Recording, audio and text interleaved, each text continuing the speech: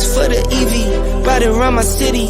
You should come ride with me, yeah. Feel me if you hear me, sip water like a fish, sip box water to the gillies, yeah. This a new wave, this a takeover. Do it for the future, time to get a world of makeover. Time never stops, no the timing is not. Time to clean up the block. Streets been a mess, how can I breathe? Smoke in the air, pure gasoline.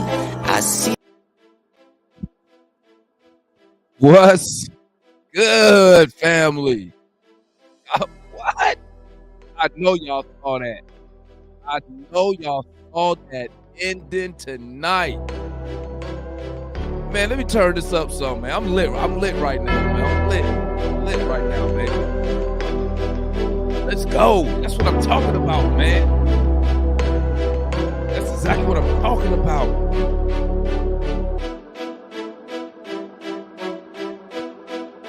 The young rookie. What? Overtime boss right there. Overtime boss right there, baby.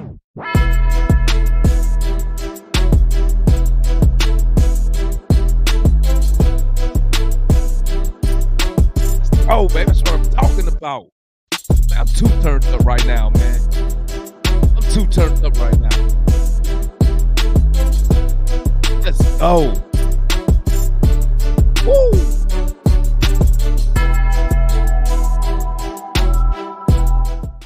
What? That was an amazing game, bro. I gotta come up with a nickname for AJ, man. That dude is a monster. Monster. Let me tell you something, man. Let me tell you something. I know what the Raptors fans gonna say.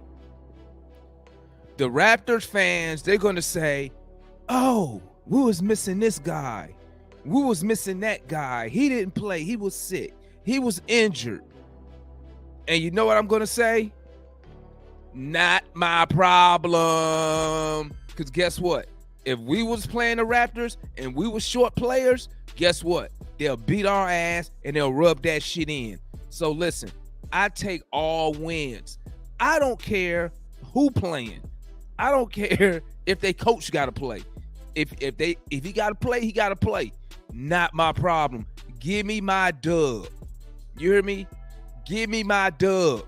I don't care. But that last play, that play was so dope. It was dope, bro. I don't care what nobody say. You're not going to steal my joy. That was a dope-ass play. I got to give my credit to Nate McMillan. I'm over here thinking, damn, how we going in double overtime? Man, they threw that shit in to DeJounte. Clockwork. DeJounte just flipped it. They was not ready for that, man. That was crazy. That's what make it hilarious. The Raptors wasn't expecting it. Oh man, that was a hey man. AJ, man, that dude got to get more minutes, man. AJ got to get more minutes. I'm telling you right now, man. AJ got to get more minutes, bro. He come up big, man. He came up big tonight again when we needed him. When we needed him, he came up big. I can't even front. You know, we had a slow night from John tonight. We had a bad shooting night from – how the hell DeAndre Hunter missed both them damn free throws, man? What in the world?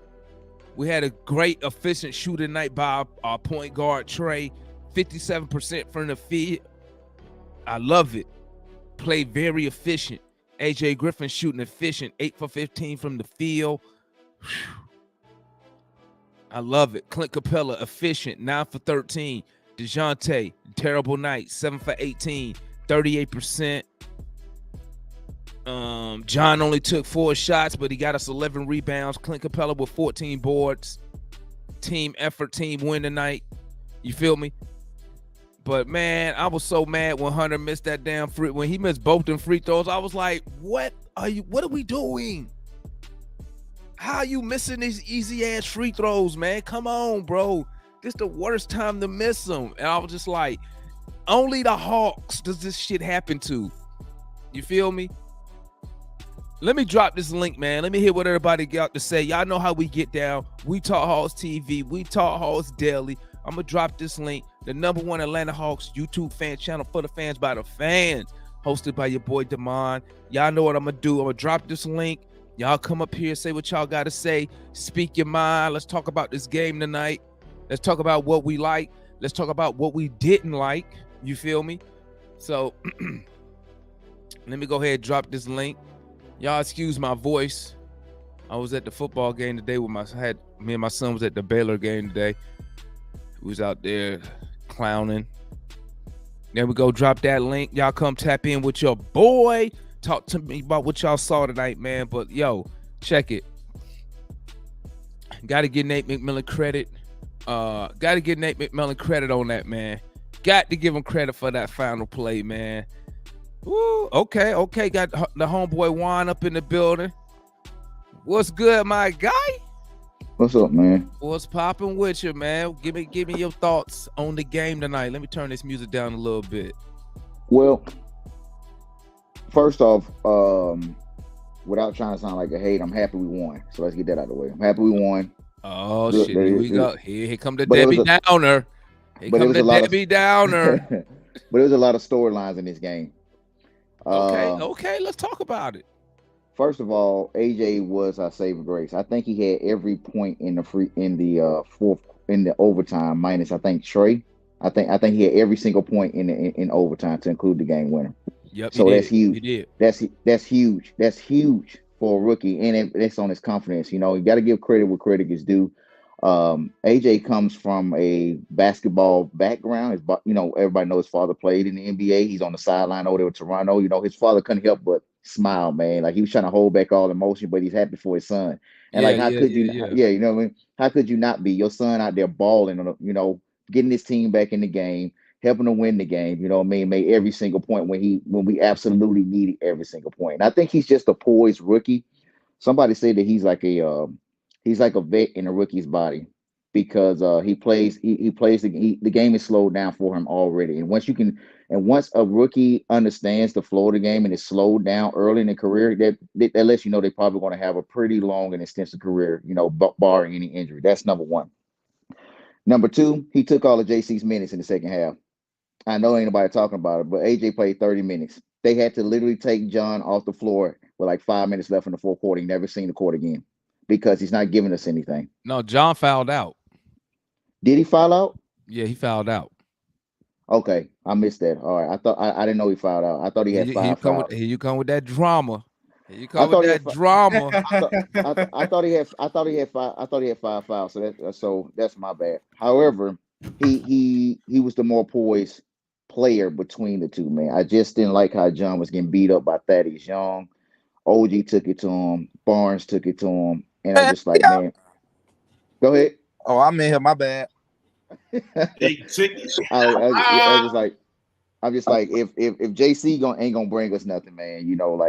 I don't know what more to say. He had 11 rebounds. He did have 11 rebounds, but I think he was 2 for 4 for shooting, man. Like it's getting like that every single game. He's not involved in the offense. Only way to celebrate.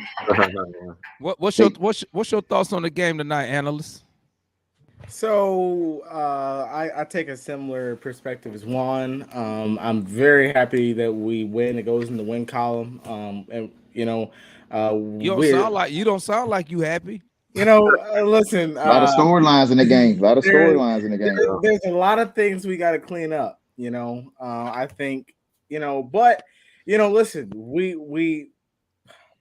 I thought I was happy to see that, we just didn't submit to losing the game. We were kind of down by 7-8 the whole game. But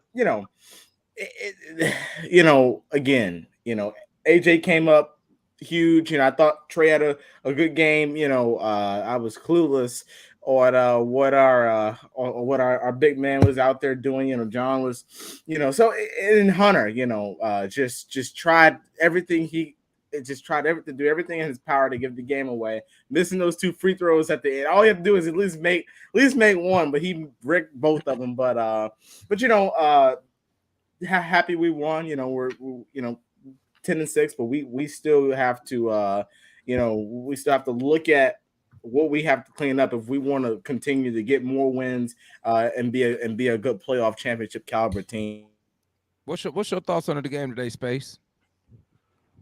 Good win for the Hawks, man, and not gonna be here too long, man. But I just like that last play, man. They had to been like the best play I've seen this year. Like, I wonder who drew that up. I gotta give it to him, Nate. Oh no, I really don't know. I mean, there was no time. I don't know if it was Nate or bro. That play was so perfect, man. If it was Nate, man, hey. I got a question. Was it a good win or we had to win this game? Was it a good win or we had to win this game with them 7 people? Yeah, both. I take all wins, all of them. I don't care. I don't care, man. Because you know what? If we played a team and we was down to 7 dudes and they beat us, they'd be talking, they'd be like, yeah, we beat their ass. Woo, woo, woo, woo, woo.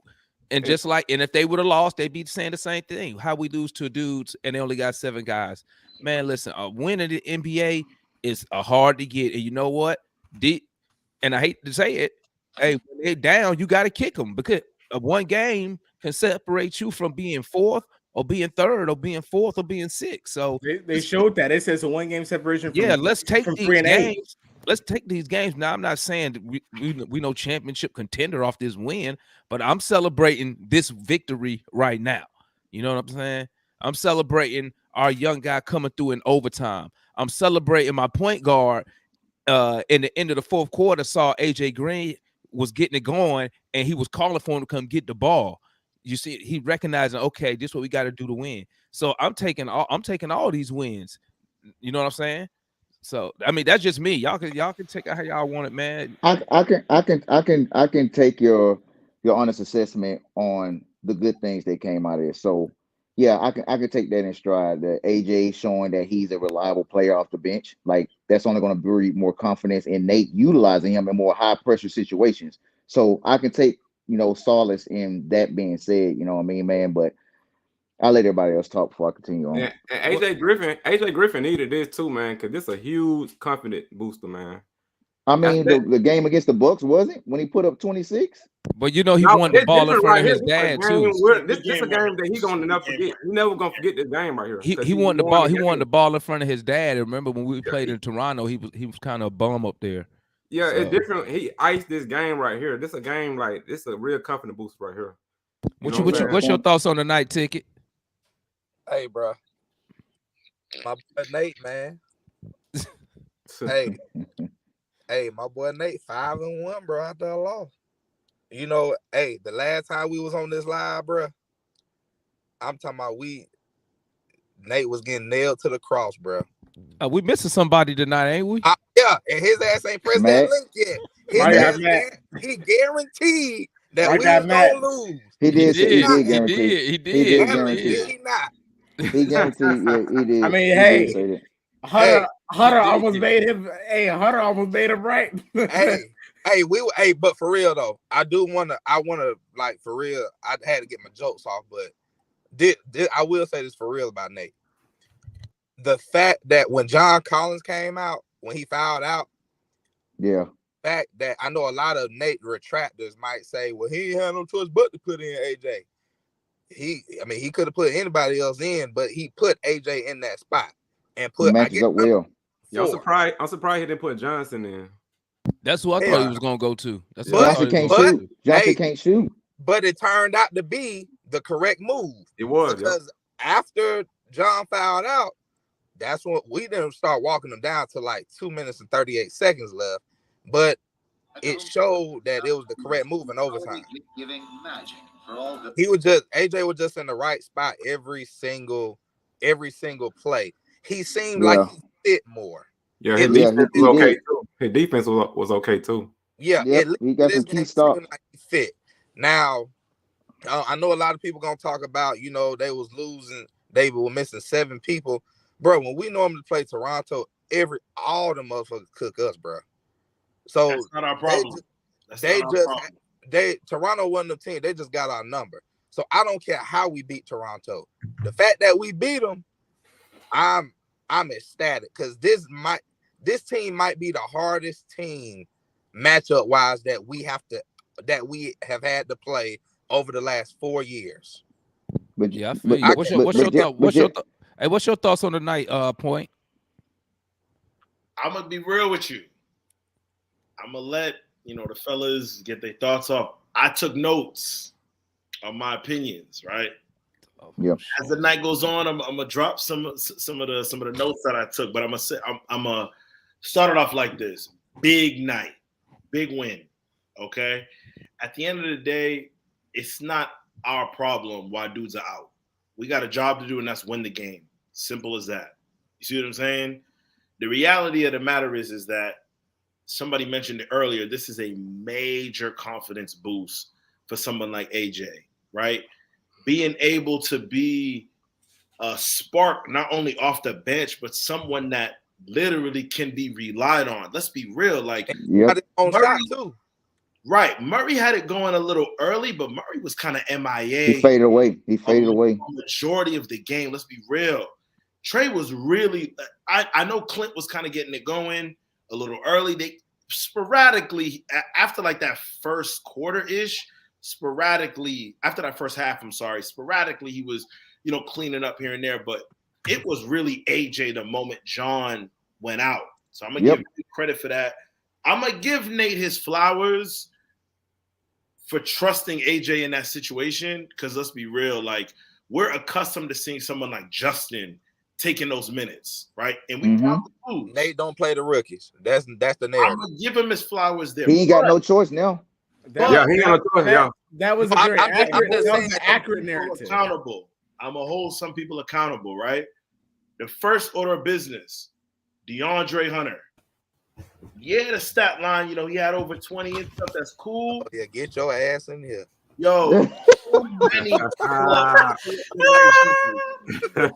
many. You are not Paul George. You are not Kawhi Leonard.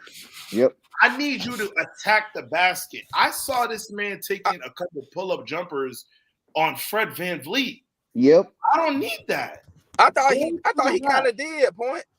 He did. He had like 12. He had like 13 free throws. No, he had some free throws, and I'll give him that. You saying he just ain't doing enough? He wasn't doing it enough.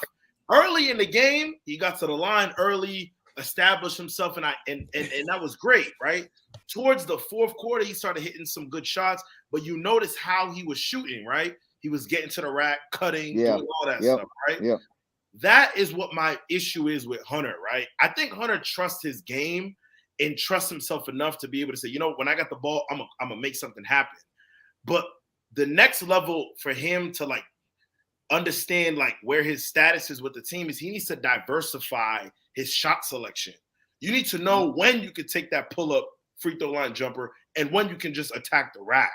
You see what I'm saying? He should have told everybody to clear out. I got VanVleet on me, clear out. That's what I'm saying. You feel me? Let me post up.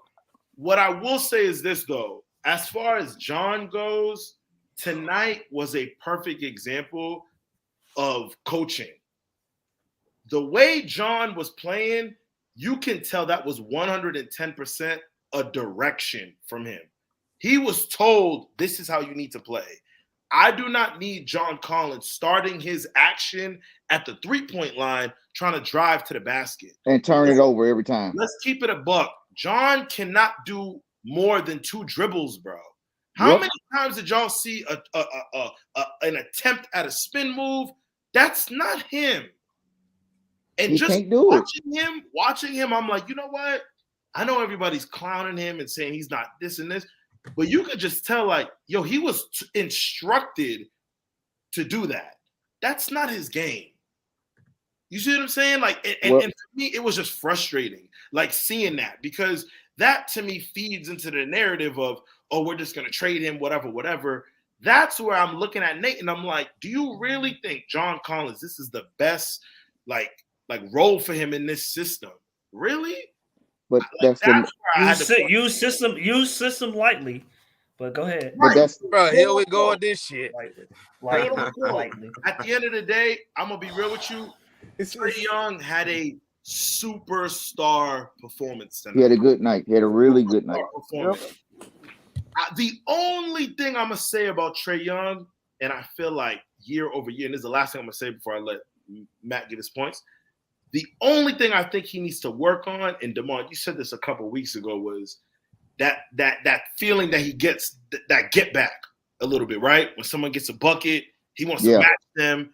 The only thing I want him to clean up on, and again, that comes with coaching and years in the league, under a minute, when you're in that situation of, you know what, we can go 2 for 1 here, just clean up the decision making. Clean it up a little bit. You feel me? Like when you see we got 50 seconds left, 40 seconds left, you know, we can get a good look, maybe get a 2 for 1 here. Just clean up the decision making a little bit. When you notice, when you think back to outside of the fourth quarter, they had a bucket on every last possession to end the quarter. You had that Scotty Barnes throw up 3-pointer. I'm not gonna blame nobody for that. He just threw it up, right? You had that bucket in the second quarter, right? I think it was like a layup or something like that. And I think the third was like an and one with Anunoby.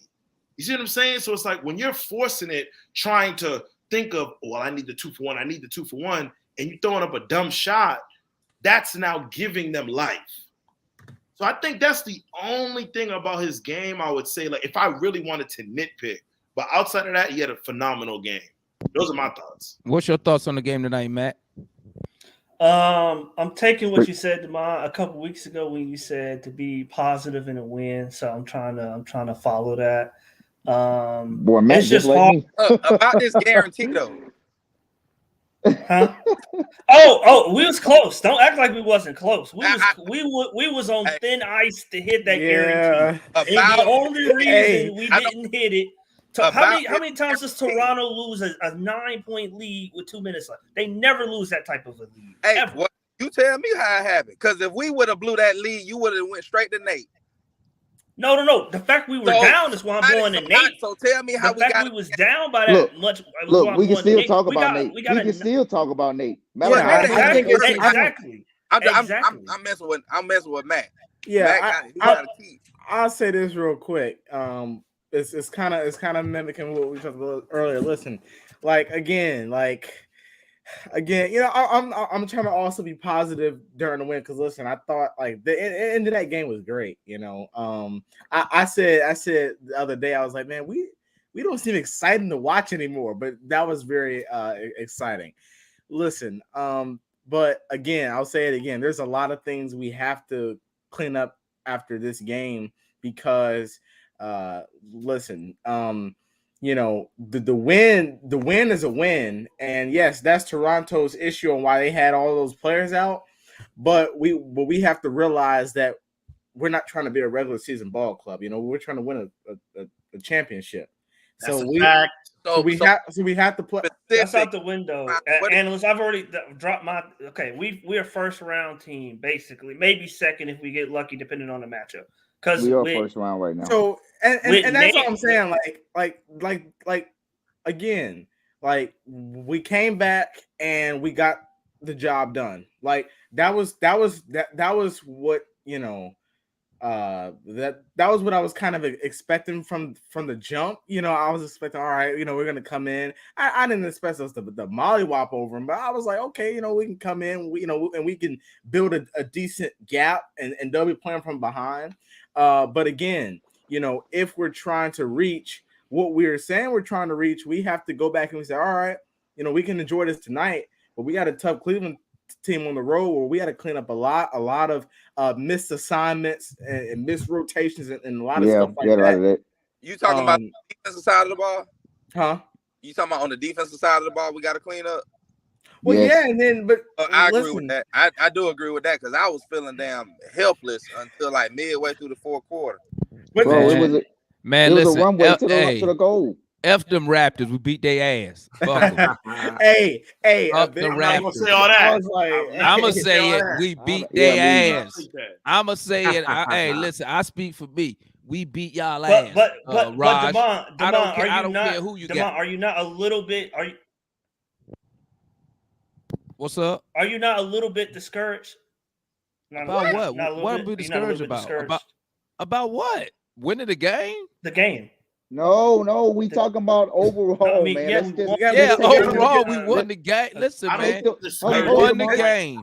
Listen, if you follow this team long enough, you already know what's gonna happen. I'm gonna tell you exactly what's gonna happen. Every time we go against a team, and I done said this tons of times, when we go against a team that's undermanned, we always play down to the competition. We don't never come out and we never could come out and dominate a team. We should have came out and dominated their ass.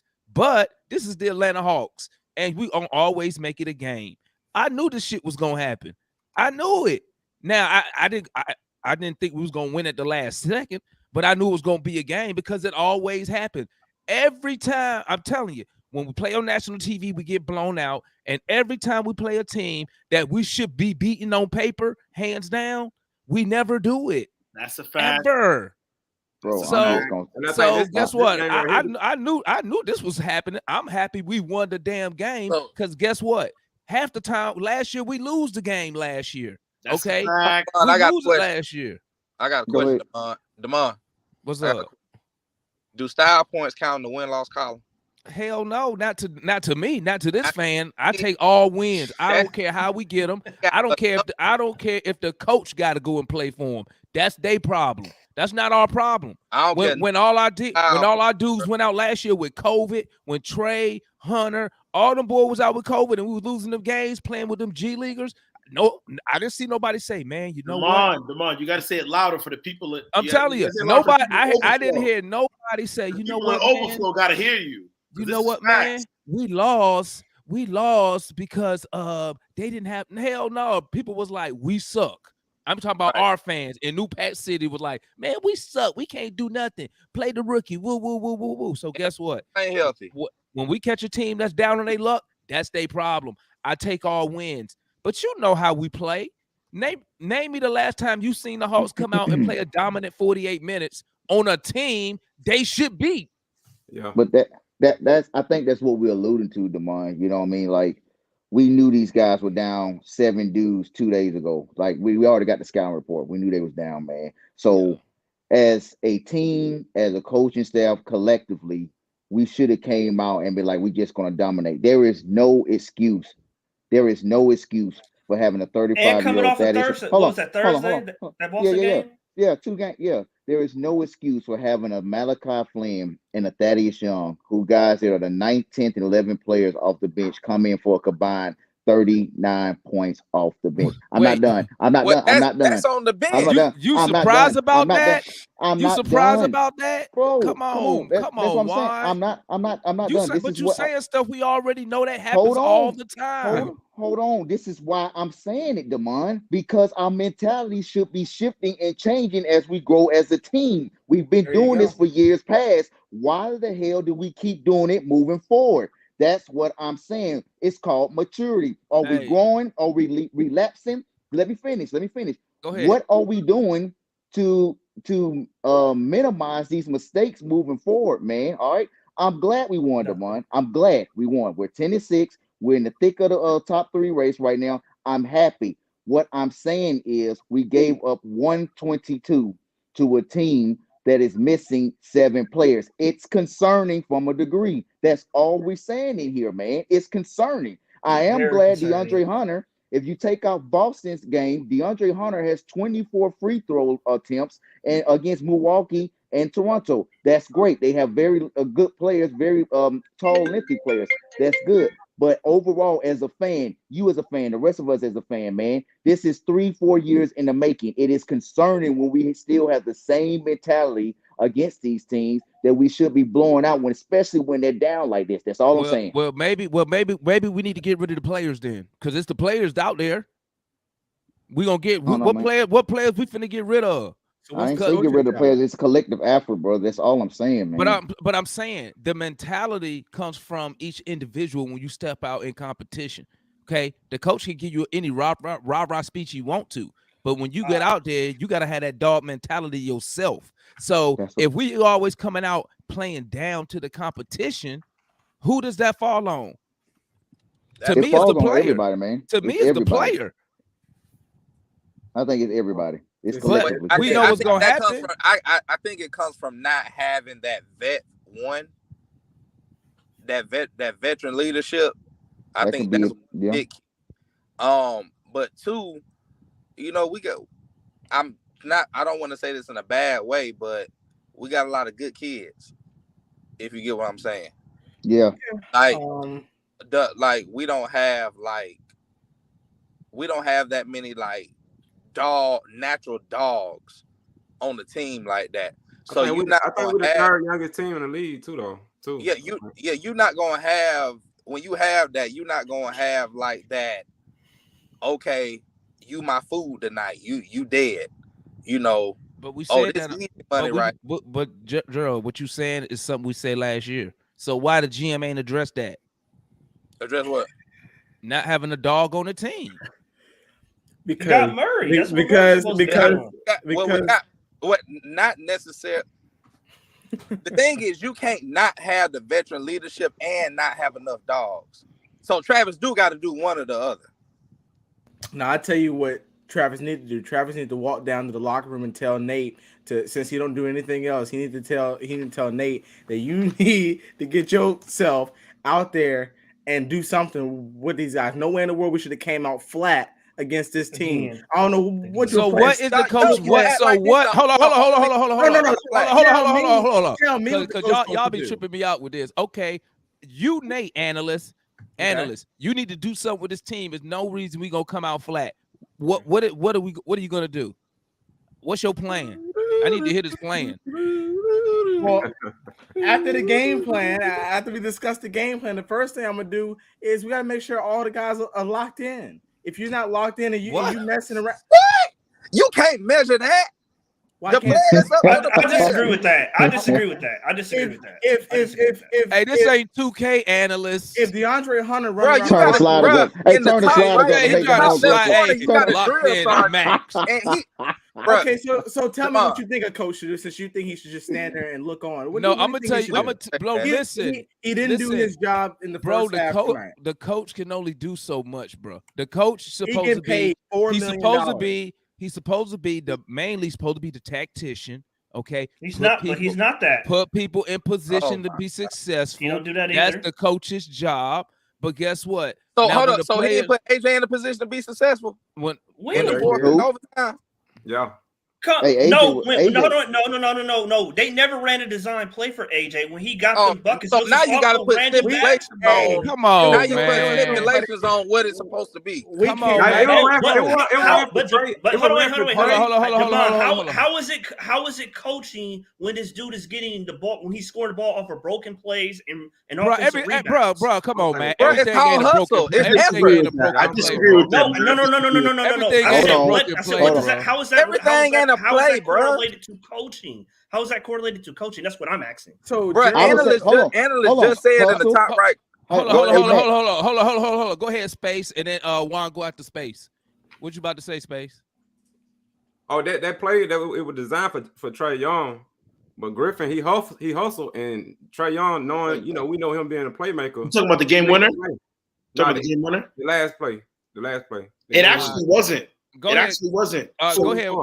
Go ahead, Juan. The way Trae went through that was for him. So real quick before I let Juan jump in, I was seeing on Twitter that they interviewed Hunter and he was saying they run that exact play at the end of every practice. Mm-hmm. That exact design. It wasn't for Trae. It was actually for the man who was down there. Yeah, whoever was down there. It be AJ. But if you go on Twitter and you look at like some of the feedback, Dre was interviewed and he was like, "Yo, we run that like the back of our hand." But it ended up in AJ's hand though. It did. There's a reason why. It was made for the man. It's because you can't designed for that. Yeah, because you can't put Trae out on there. Exactly. They gonna draw all the attention. So you actually using Trae and DeJounte as diversions. Yeah. So and then you just tell the other man, and then you just tell your other man, you just like just leak down court. Well, it was good to be in Trae's hand because he's a playmaker. So his of course, yeah, that's what you want. Yeah, that's what you want. It worked out. But that's the only thing. Juan, go ahead. Y'all absolutely right. Space, that was a design play. If you look at the inbound play, they got the ball. Trae drew 3 defenders. AJ sneaked behind the defender because if you look down court, the man that was supposed to be guarding AJ was looking at Trae. to watch Trey come down and try to shoot a floater, 3-point or whatever. And so AJ just slipped on the backside over there, got the alley and laid it up. So that was a design play. So, you know what I mean? so was that an IQ play then? Because the way I would Trey ran through two defenders like that, it looked like it was for him. But it can go two ways. It can go two ways. Right. But if it wasn't, he would have just stood there. No, because he made the play off the defender. Yeah, Trey can slice and weed through anybody. That's number one. Number two, that is Nate and AJ as well, having the presence of mind like they're gonna trap Trey. I'm gonna be open. You know what I mean? Either if he didn't get the layup, he was gonna have an easy 2-point shot to shoot. Whether he makes it or not, that's to be seen. But he got the better shot, which was the layup. So that was coaching, and that was also AJ recognized what was given to him. He got the ball too. And decision making. AJ, well, that's because that defender stepped up in front of Trey, so Trey lobbed it up. He still got to that three though, knowing Trey. You know, yeah. Guess what? If that defender would have saw AJ and dropped back, then Trey took that shot. Yeah, exactly. Yes. I'm just happy it was more time on the clock, man. If it was like 2 seconds less, Trey would have shot a 3. But also to Mac's credit though, man, like y'all was talking about AJ's play design in overtime. Look, man, AJ had a broken play. We went behind his back and went for a floater. He had 2 layups that he came off of when he got the rebound off mid shot. We not hold on. They call plays for him. I didn't say they call. No, I'm saying most of AJ's points in the overtime was off broken plays, and it were hustle plays, which was I hope that pushes down to the rest of the team. And he's hustle, man. The dude is 6'6", 220. So it's hard to push him out. He's as big as John, but just smaller than him, man. Yeah, but the key word that you said that me and Girl are saying, no, play. Broken play. A play was being ran. It was just it wasn't. It was being ran. The high screen and roll was broken. The high screen and roll. Go back and look at it. The high screen. That's a play. So Gerald, so you said not everything play was being broken. Hold on. Go ahead, Matt. Our one play, screen and roll. Since y'all say that's a play, but whatever. The one play, the screen and roll, high screen and roll was broken. So AJ made plays off of that broken high screen and roll. If y'all want to off that broken play, right? Okay, if off that broken play, AJ made his points off of that broken one play. So consistently, because they kept running it, because they always run that same play. So if y'all want to credit that to coaching, that's fine. I don't. I give the player credit for that. I didn't credit that. Player gets the credit for the execution. I didn't get no credit. No. I'm not giving Nate credit for AJ scoring, but I will give him credit for putting AJ ass back in the game when Collins fouled out. Okay, that's cool. He could have went with anybody else. He could have went with Jalen. That's who I thought he was gonna go with. He could have put Justin Holiday back in that mug. But he recognized, let me go back to the young boy who doing something out there. Probably because he be playing hard on defense, I would guess. It might be a turning point game, man, because Trae Young finally shot fucking good today. Yeah, he shot amazing today. He was like 54%, something like that. 12 or 21. But Nate finally made sense today. You know what I'm saying? By keeping Griffin in it. I won't go that far, but in the second half. In the second half, it might be a turning point game. I'll say in the second half, but listen, I think it's, I won't say that. I'll say this. I don't think it's very good if the play you're coming out of a timeout with is a screen pick and roll at half court. And go ahead. I would say that's an opinion. Y'all speak that stuff like it's. I mean, but listen, what did Toronto do in the first half that killed our whole game plan? I mean, you look at that when they went into that 1-2-2 zone. I mean, it was just we didn't know what we were doing. We can't run on zones. Game plan. Say one more time. Are you talking about our offensive or defensive game plan?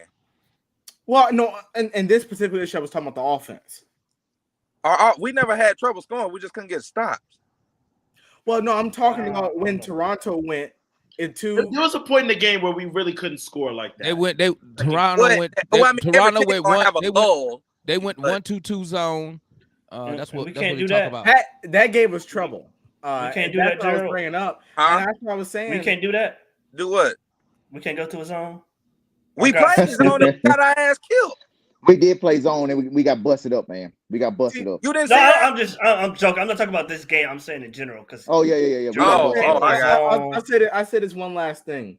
I would even be satisfied with Nate if we had something else that we could throw teams off with and go to. So like how they went to that zone, right? Listen, when you're playing against a team like Toronto that's big or a team like Milwaukee that's big, it's going to be extremely tough to run a pick and roll. And we have to have something else to go to because Oh, hey, but and then also like Toronto, they ran a variety of plays tonight. Like that one play, they kept running that towards the end. I think it was that wheel or basically curl where Koloko set the screen. They kept giving it to the OG, came hard off that curl, and basically they ran a pick and roll, but they just, in my opinion, they made it a little bit more creative where basically they didn't let the screener roll. Or drop. They didn't let the screener drop. They just let OG, who was handling the ball, they just let him pound to the basket. And then we just overhelped on a couple plays. And that's how they were getting to the basket. And I got one thing I want to say, bro. Scotty Barnes going to be a problem. That boy dunked on Clint Capella off the baseline. I was like, my God, man. That boy gonna be a problem, man. Yeah, he gonna be a damn problem, man. He built funny. That I don't care how he built. I don't care how he built. That boy. That Something boy don't look right about him. What's wrong with him? Hey, Scotty, look, man. I wish he was on our team. What he got, like high shoulders? Because he looked like this, like Scotty's the real deal, though. He went from like 6'1" to like 6'8", 6'9", and like don't look right about it. That dude is a problem, man. Because he was a point guard before he grew. I don't care how you do. What he can do. I can't watch him play, man. Like it look awkward.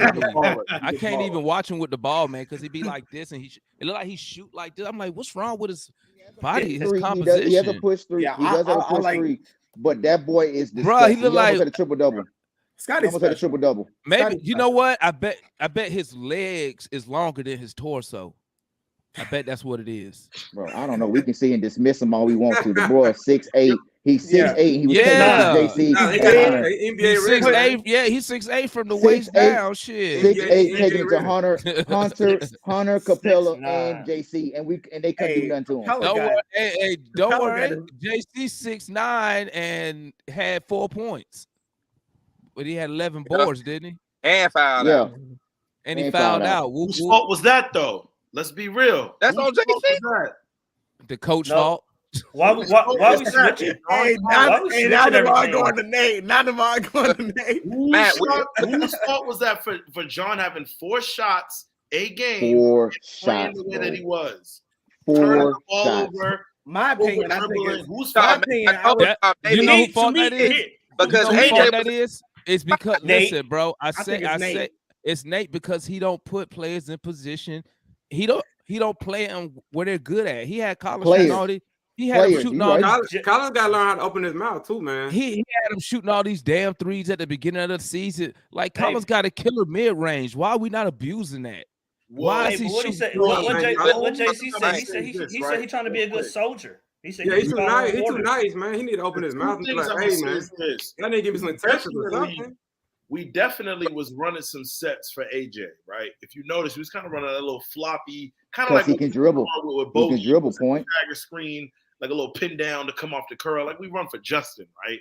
Some of those were broken, and he was able to finish whatever. The reality of the matter, and this is where if you want me to be like, I'm happy we won, but if you want me to be like critical, this is where Nate needs to like showcase that, you know what, if you really want to be that guy that takes us to the next level, this is what I need you to really focus on, right?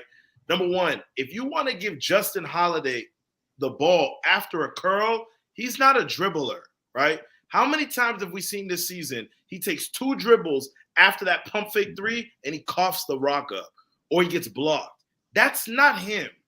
AJ has shown that he can dribble in tight spaces, give you a little floater, whatever.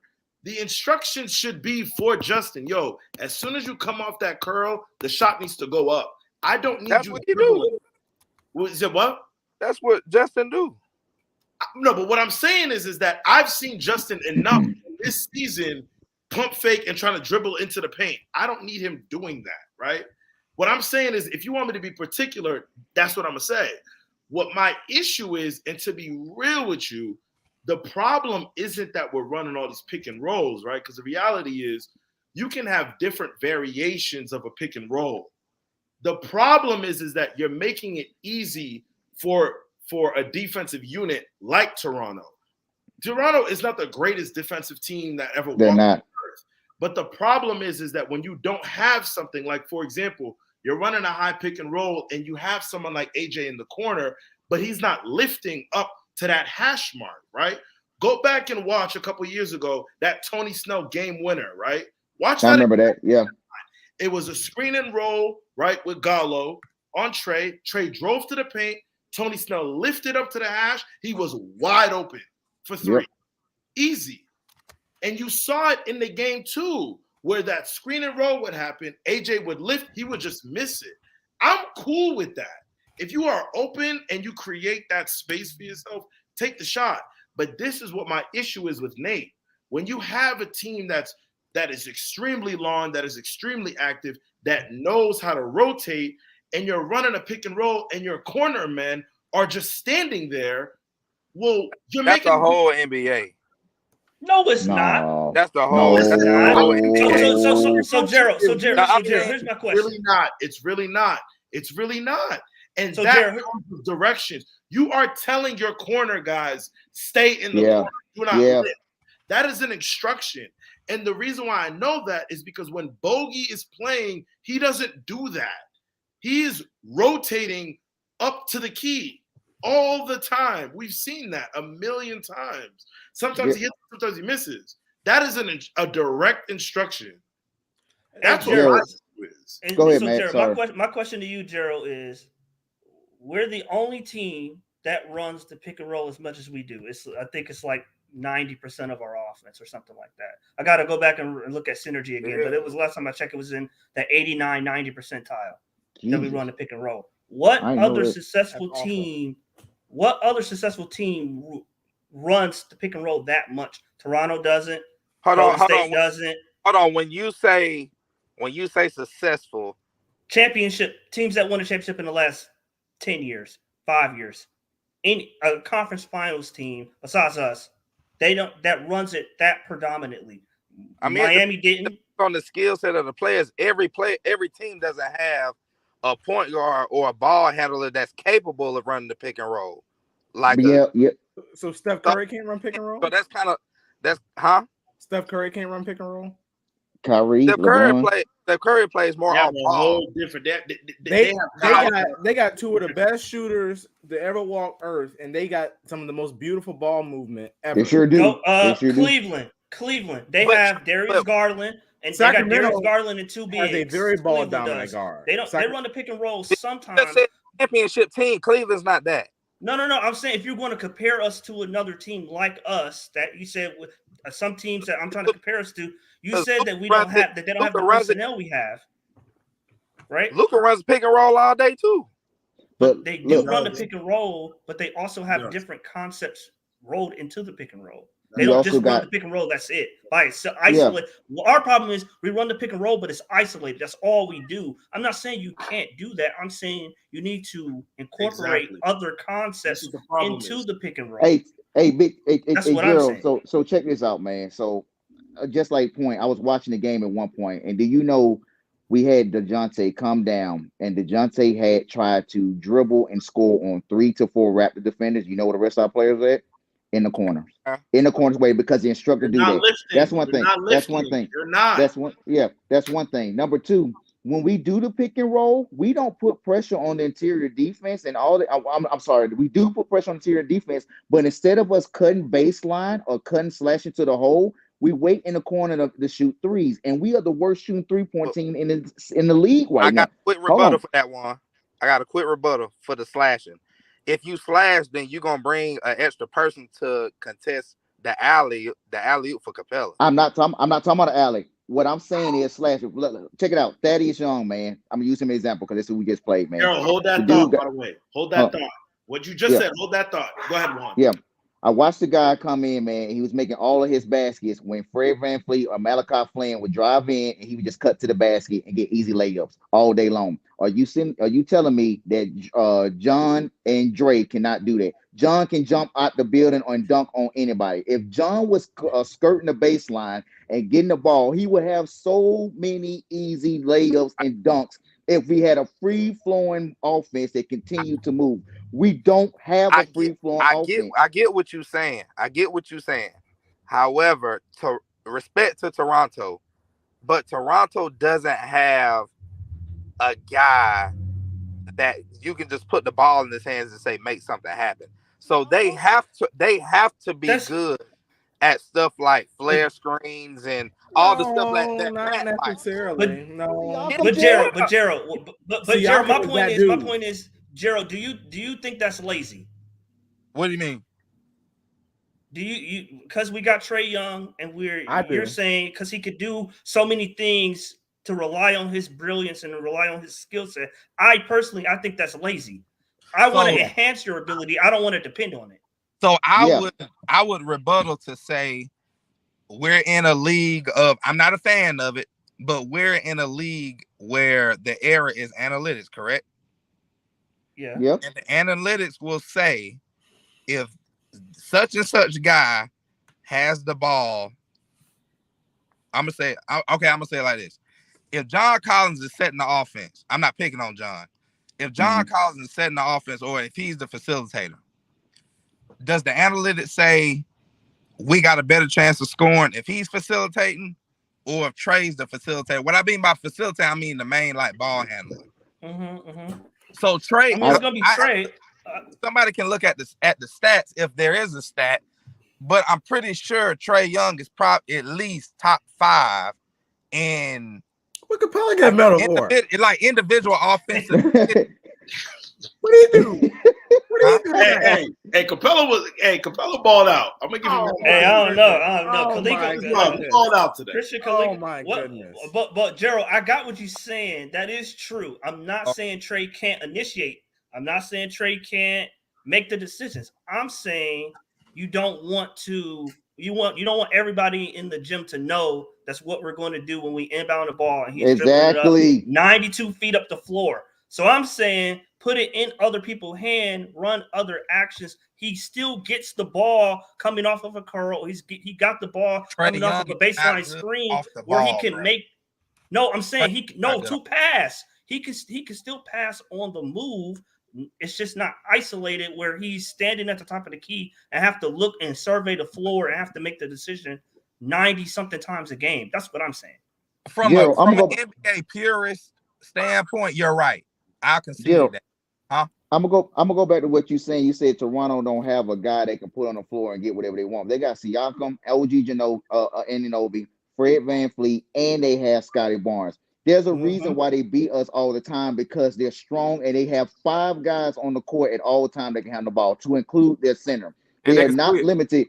They are not limited in their offense because everybody can handle the ball and everybody can move without the ball. We can't do that because Clint Capella gonna get his offense off lobs or putbacks. JC right now is turning to whatever you can get, like literally whatever you can get. They have 4 guys, 4 guys that can put it on the floor and get a bucket, man. If these dudes had a legit center, Juan, you're right about that, but you said put the ball on the floor and get a bucket. But what I'm saying is, if you got 8 seconds on the clock in the 4th quarter, out of all 5 of them people, Siakam, would you take Trae Young, or would you take one of them other guys on Toronto? Scotty Barnes, Siakam, because they're gonna draw a foul. They're gonna likely draw a foul. Trae too. Siakam ain't got no game winners. I'll say this, and this is hard. I would agree, but not for that reason. I think first of all, Scotty Barnes and Siakam, they're a lot stronger going to the basket. They're like when they go to the basket, it's like you better move out the way. It's like a freight train. It's like a freight train you're about to get. I'm gonna say Scotty Barnes, not so much Siakam though. Over Trae. Well, Siakam. I'm gonna say this against us. Siakam looks against us, Siakam looks like a first team All NBA baller. He like prime AD when he went injured. Hold on. Let me rephrase the question. Would you guys, 8 seconds on the clock, would you take Trae Young or one of those Toronto guys? I don't think y'all heard the question when I said it the first time. I mean, Trae Young, obviously. If Trae Young gonna put up a 3-pointer, or is he gonna try to draw a foul? I just want the ball in Trae Young's hand. That's a great question. Is he gonna put up a half court 3, or is he gonna try to draw a foul? Great question, man. Be real. Be real. Great question. He didn't do it today. Hey, I put it like that. Hey, Juan, here's the answer. Here's the answer. He's capable of both. That's what I'm saying. I didn't say that. I said, is he more likely going to put up a half court 3, or is he going to try to draw the foul? What I'm saying depends on the situation, because we could be down 1 or pass it like he did today. We could be down 1 and he could attack the basket. Oh, I guess Rashard, I didn't hear about say nobody was complaining about that logo 3 he shot today because it went in. But if you missed it, people like in the playoffs when we played the Knicks, he drove in and got that's a good example. He drove in. He showed us time to time. He be doing that. So his rookie year, I think that was off a putback. Never mind. The Bucks game. He don't even have no game win. I think he only got 1 game winning shot. That was a 3. I think that was Orlando his second year. I think it's situation, Gerald. Gerald, it's situation for me, man. Like it's either going to be like Trae can he's a little bit more dynamic with his be able to pass the floater and be able to hit the long range shot. If you're looking at one of the guys from Toronto, like those guys, they're very strong. They can go to the basket. They can probably hit the mid range jumper. They can post up, and that's the difference. So I guess you could say a situation, but if we're going to go 9 out of 10 times, then maybe Trae, because Trae can do probably 1 or 2 more things those guys will probably do. Trae side benefit him too, because that's how he get his fouls, because he's so small.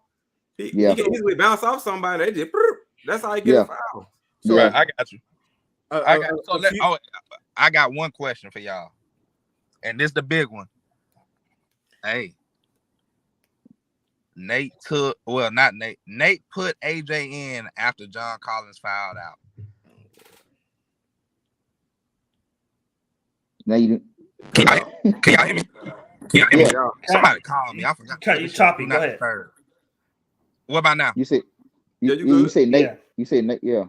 Nate put in AJ with what was it? 5:38 after John fouled out. Yep. Mm-hmm. What we gonna do with John, bro? Because the offense, because we didn't miss a beat without him on the floor. Harrison Barnes. Can we talk? Lord, don't you start that? Hold on. Can we be real about it, or we gonna be fans? Can we be some realists about it, or we gonna be fans? Like we can talk about it. I'm gonna say it off the rip. I'm getting on the phone. I know John is a very skilled, borderline perennial all-star as far as his ceiling is. Now, that being said, while Nate is here, we know what Nate's system is. So if Nate gonna run the same thing, John Collins he just ain't gonna fit. So we might as well put a 3-point shooter out there. That's what I said. I said a post like that yesterday. Go ahead, analyst. Sorry. I'll be real quick with this. And I'm gonna say this and listen, if Nate wants John Collins gone because he says he just doesn't fit into my system, I'm not trading John Collins. I'm not doing that because he ain't saying it's showing that he not fitting, bro. It's really been showing the last 3 years. No, he ain't. Let me tell you. Nate McMillan. See, here's Matt actually asked a very important question earlier about Trae and having a guy of his caliber. Does that make the coaching staff or Nate lazy? It does, because first of all, John Collins, I haven't even seen him being put in position to be used to his strength. John Collins just can't take the ball out of Trae Young or Murray's hands. To be honest with you, he can't take it out of Hunter's hands and go and get in his spot like he can run the offense. So it has to be a design system to complement all parties, and that's what. That's impossible. It's not you impossible. get It's not. It's not impossible. I'm gonna tell you why. We don't have one-dimensional players on this team, so it's not impossible. Analyst, I'm gonna tell you why. Go ahead. Every championship team, there is always one player that has to sacrifice on one end for the betterment of the team. But prime example, I think the easiest example is when Chris Bosh went to Miami to play with LeBron. Yeah, but he was already an all-star though, man. That's hard. That's hard.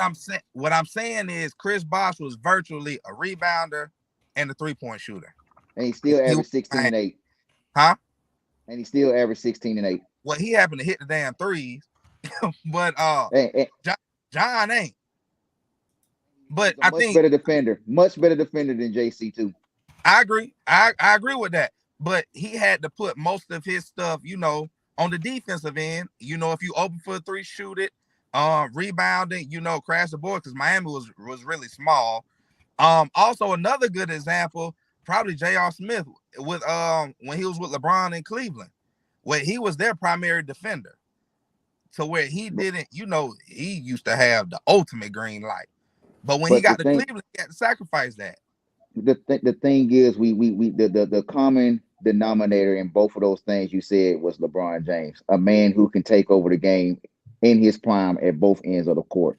We do not have a player on our team that can continuously do that over and over and over and over again. And I'm not asking for LeBron James. Yeah. What I'm asking for from JC, and it's from the whole coaching staff, and I'm being real, dude. I'm being super real. If we are not going to incorporate him, and Nate is going to continue to be the head coach for the next 1, 2, 3 years, move the man and get what you want for this team. All right. I agree. And as a realist, if you're not going to use JC, this is one name that I came up with just because I've been watching him over the last 2 or 3 weeks, and it's not the popular opinion. Go get you Kyle Kuzma. He's put up 19 and 8 right now. No. Hey, I want. I already said it's not. I said it's not popular. Because popular opinion. No, hey, listen. I like Kyle Kuzma, and I look at the way he scores the ball, and sure, yes, he could put up 36 points when he has the ball, but I'm looking at him when he doesn't have the ball, and he's still like, so like I said, if we're going to trade John Collins, we first of all, we got to get a knockdown shooter. That's got to be number one. That me and Matt are on the same page on that. So we got to get as a knockdown shooter because you're going to his value is already going to be lessened. So who are you getting for him? A knockdown shooter. I said Kyle Kuzma. Oh, you say Kyle Kuzma? Okay. Yeah, I say Kyle Kuzma. Okay. He's not a knockdown shooter though. But Kyle Kuzma shoots the ball way better than. Listen. Right now anybody shoot it better than Jay. But Kuzma can take it from the 3-point line and make a shot. We know that. Exactly. No, that's true. When I say a knockdown, I'm saying a borderline 3. Yeah, I'm not talking about like a bogey or someone like that. I'm talking about. Yeah, I like. That's what I think we need is another 3-point specialist. Off the bench. I think if you incorporate now, here's what I say: if it's apparent that the reason why I said before that if the reason I was saying the whole thing with Nate, if he wants, John gone because he doesn't want to, kind of do anything around him. That's why I say don't move him because, you don't want this in a way to turn into another Kevin Huerter situation where we're looking like, man, if we use, go ahead. How is the Kevin Huerter situation biting us? I think both teams are in a good spot. Well, when you look it worked good for both teams. I think what you look at when you look at the Kevin Huerter trade, you look back and say, okay, we got a first-round pick for next year. You don't look at any players that we got back and say, okay, well, we got this guy moving forward that I feel really good about. So that's just number one. I think that was where his value was, and it is what it is.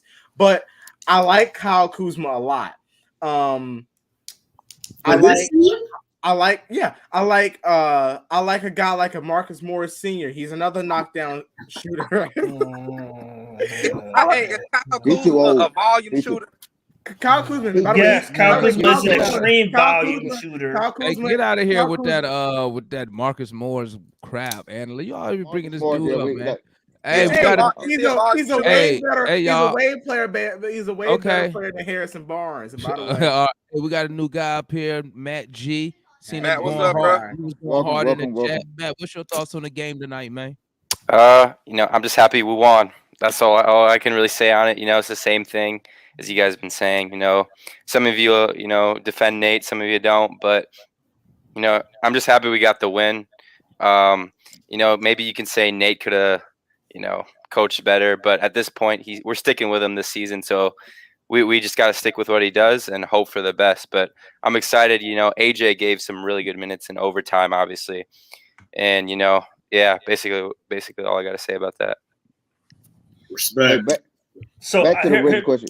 Go ahead. So here's my answer, Juan. No, hell no to Kuzma, but no, I'm keeping John Collins because, like, again, Kevin Huerter situation, right? You don't want that's gonna be Kevin Huerter 3.0 if we get rid of John Collins and he goes to a team with a real system. They're going to, he's going to be putting up he was 21-10. But you're not going to get that system in Atlanta, man. So why not get somebody that's going to be able to dribble and penetrate?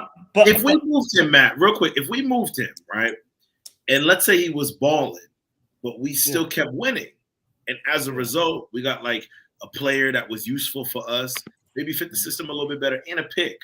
Is that really a big deal? Like, really? Yes, it is, because when you get in the playoffs, especially if we want to get where we're trying to go ultimately, which is a championship, you need as much firepower as you can have. To trade him for a lesser player and a pick when we already don't play rookies to begin with, that I don't see the value in that. When I'm looking at it's what 90 possessions in a game.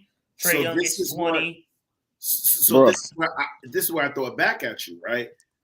What does a lesser player really mean? You see what I'm saying? Like, at the end of the day, like, the skill set, the ability to do certain things, dribble, pass, shoot, whatever the case is, I understand that, right? There's some guys that just excel at all three. Some guys excel at two, whatever the case is.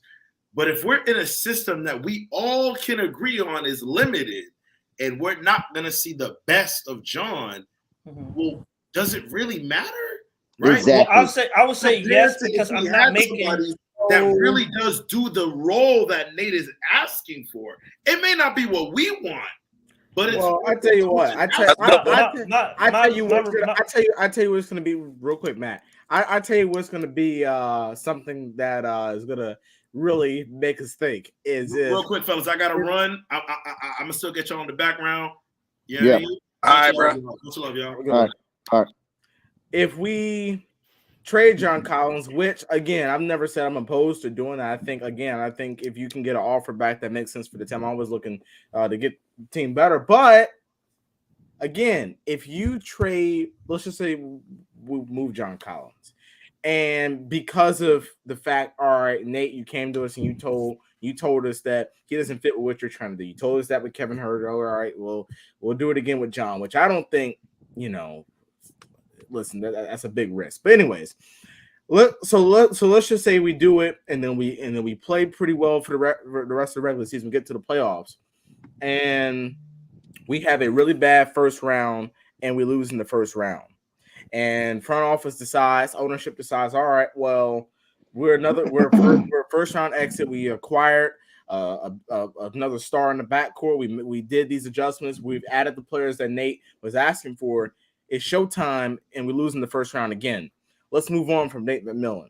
Okay, we hire our coach in, and now you think about it, you say, had we had John Collins could have been playing a really he could have played in his role, and he could have been averaging that 20 and 10. Now I use that in the same flavor as you all were saying. Okay, so what if you move him and everything works out? Or what if you move him because of Nate, and then ultimately he's a coach? So coaches don't last years and years and years unless you're a true winner. So at the end of the day, you move on from him, and then you look back and you say, man, we had John Collins. I'm just throwing names out. We had Kevin Huerter. We had Cam Reddish. We had these guys. Nate said they weren't working. Nate's not our coach anymore. And now we're looking, all right, well, what do we kind of do now? Analyst. Go ahead, Gerald. Sorry.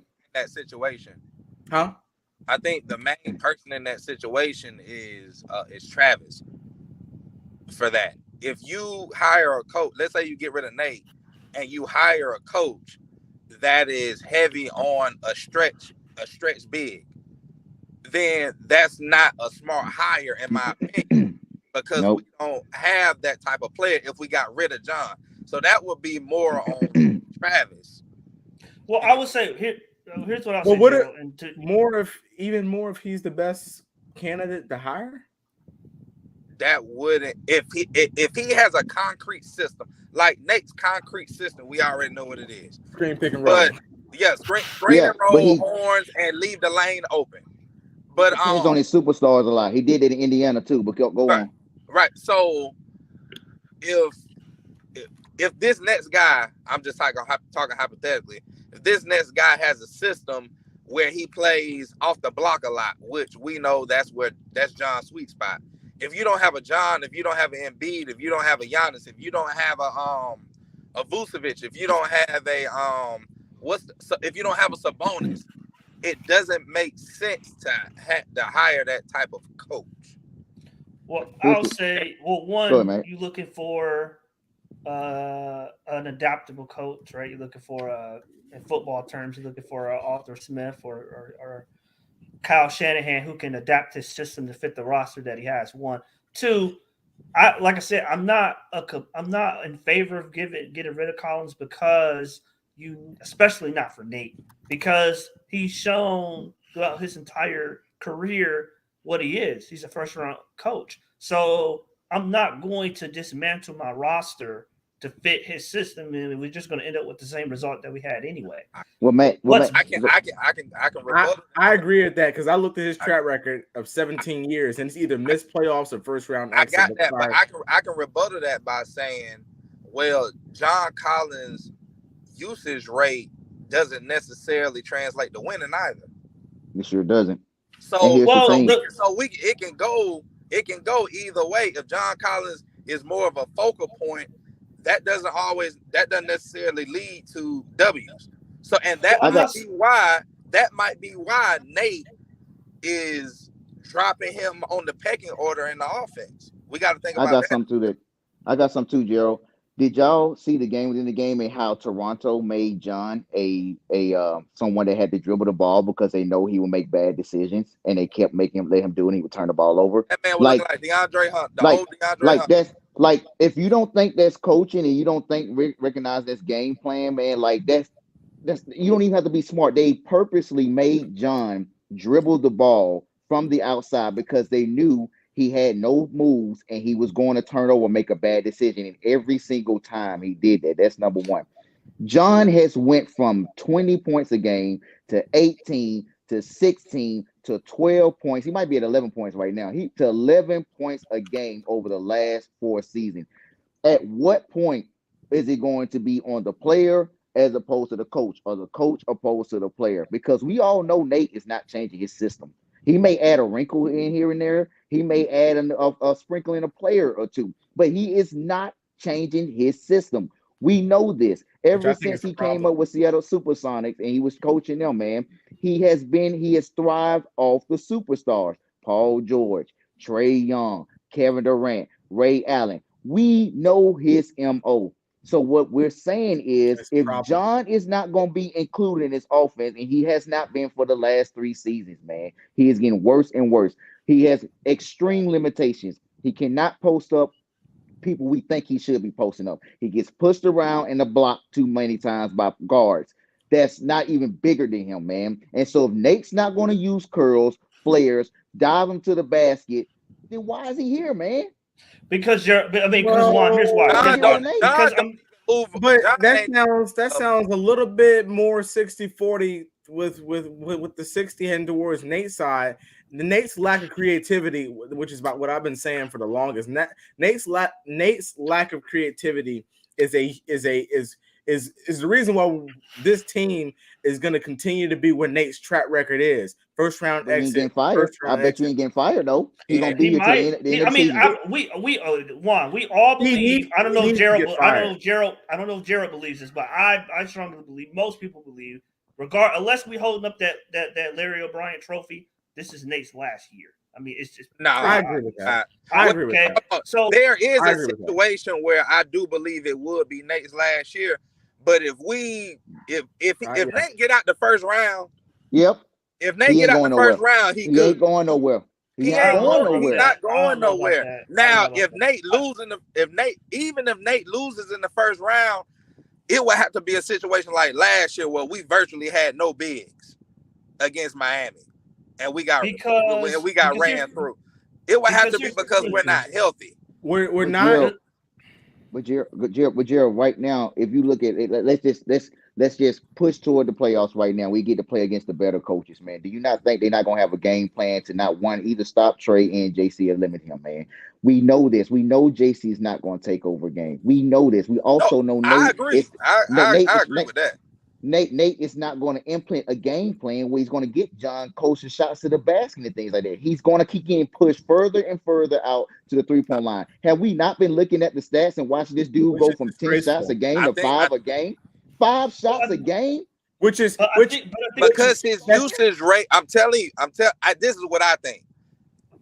I really think it's because his usage rate is not a direct translation to winning.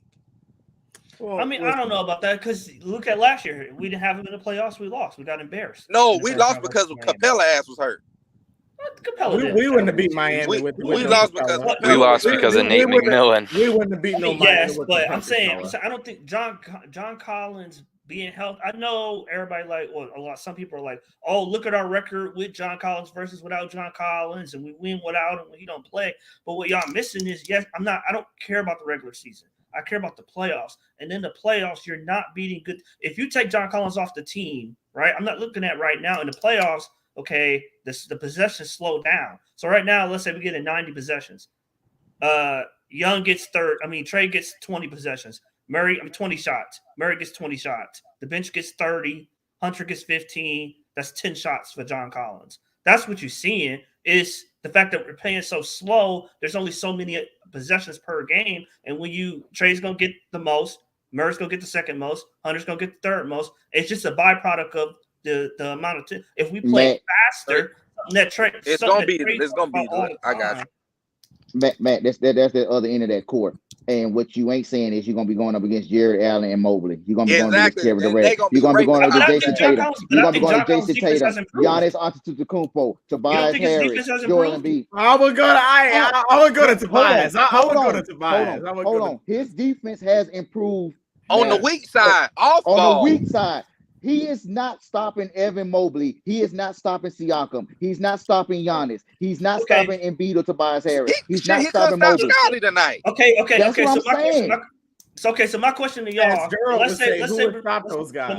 So my question to y'all would be, let's say we replace John Collins with a Grant Williams for Boston. Oh, hell yeah, I'll take that in a heartbeat. I'll take Grant Williams. I'll take that in a heartbeat because I'm thinking about Nate's system. No. I'm talking about in the playoffs, not the regular season one. In the playoffs, are we better? Yeah.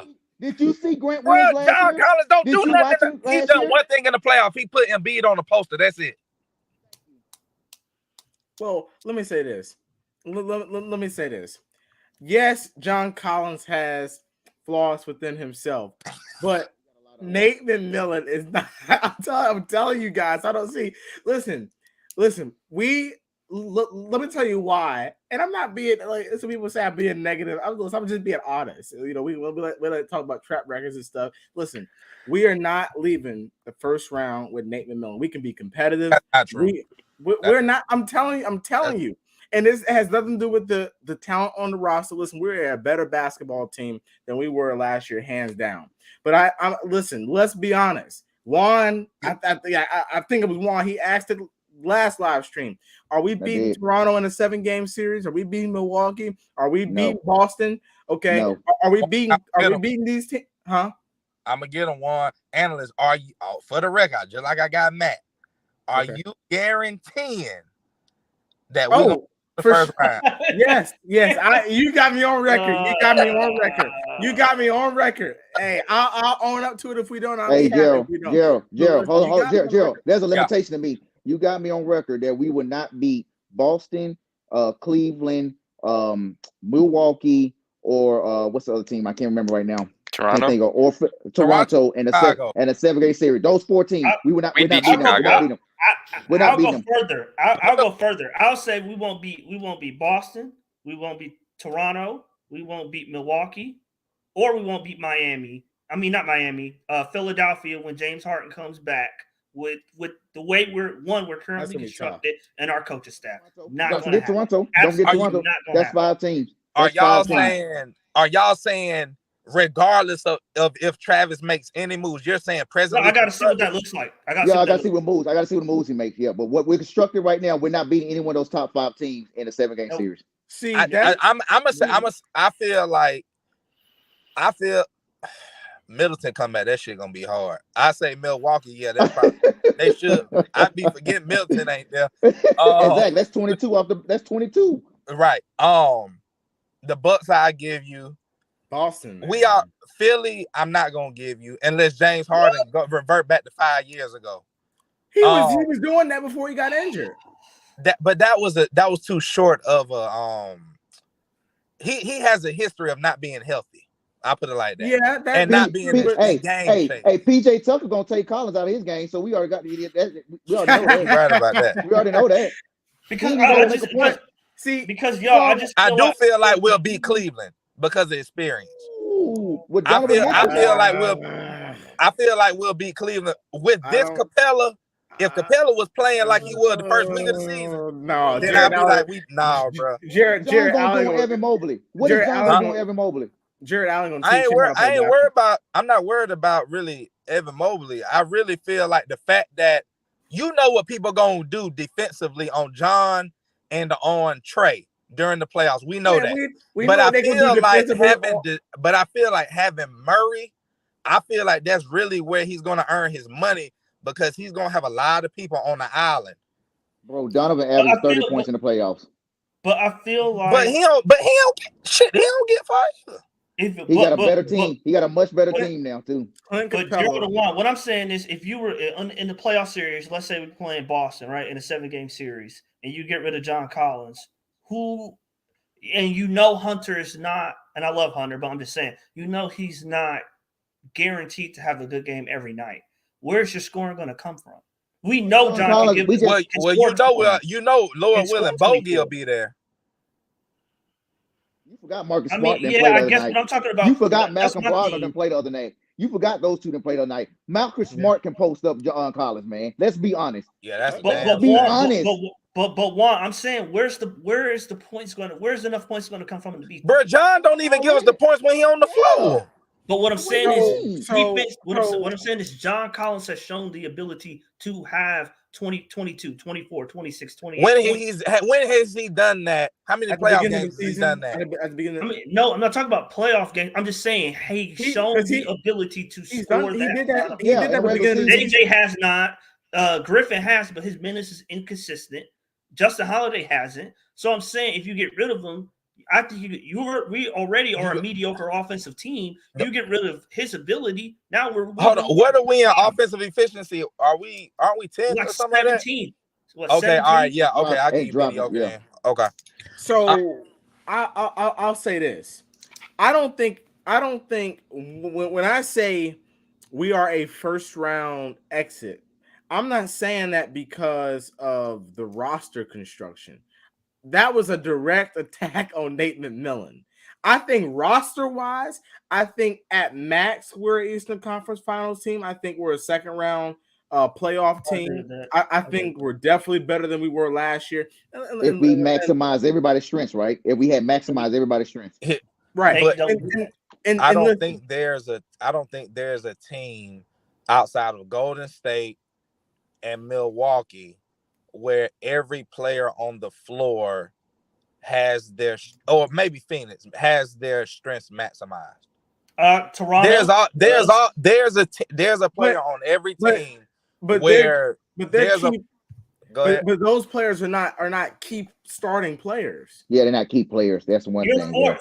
You're 4 of the top 5. Well, I don't count Capella, but you're starting. Even if you want to say all starting 5, you should have a system where each member of your starting 5 at minimum gets a lead, because there's enough attempts where they should get the ball in their spots and it looks organic. And the Warriors don't even do that. Not with all five players.